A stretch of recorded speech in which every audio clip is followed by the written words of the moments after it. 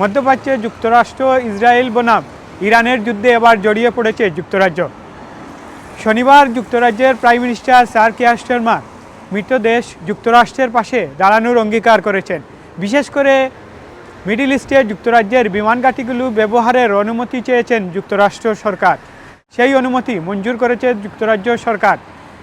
যুক্তরাজ্য prime minister Sir Keir Starmer জানিয়েছেন, মিত্র দেশগুলোর প্রতিরক্ষা সুরক্ষায় বিমান ঘাঁটিগুলোর অনুমতি এবং তাদের সার্বক্ষণিক সহযোগিতায় তারা বদ্ধপরিকর।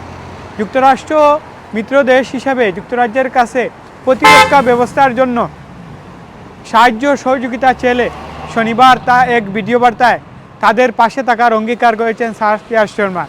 তবে সরাসরি যুক্তরাষ্ট্রের সাথে যুদ্ধে জড়াবে না যুক্তরাজ্য।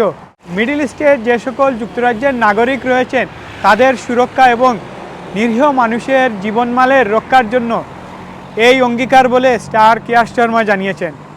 ভিডিও বার্তায় স্যার কিয়ার স্টারমার জানিয়েছেন, প্রায় 2 লাখ ব্রিটিশ নাগরিক মিডল ইস্টের বিভিন্ন দেশে হলিডে এবং বিভিন্ন কাজে রয়েছেন। তাদেরকে ফেরত আনার আগ পর্যন্ত তাদের সুরক্ষায় যুক্তরাজ্যের বিমান ঘাঁটিগুলো যুক্তরাষ্ট্র ব্যবহার করার অনুমতি মিলেছে।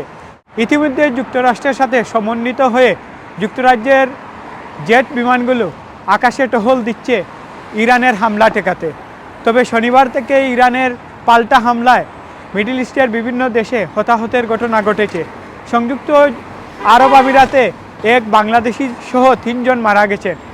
অন্যান্য দেশেও হতাহতের ঘটনা ঘটেছে।